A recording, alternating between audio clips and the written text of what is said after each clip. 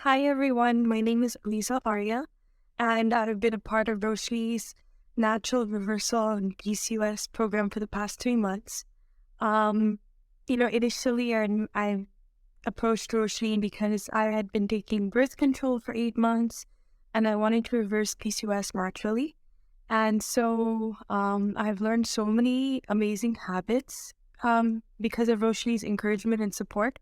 And I realized that PCOS is something that needs to be embraced and not shied away from if you have it.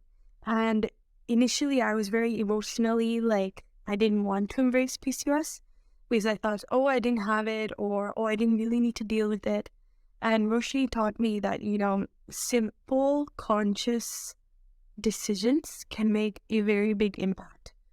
And so I had lost weight, my acne's gotten better, and I've become more tuned in with what to eat, when to sleep.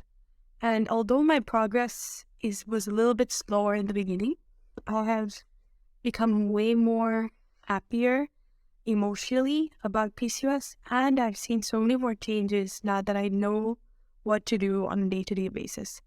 As a college student, I'm constantly dealing with different schedules and staying up late at night. And so really developing key habits that can help me has been a great experience.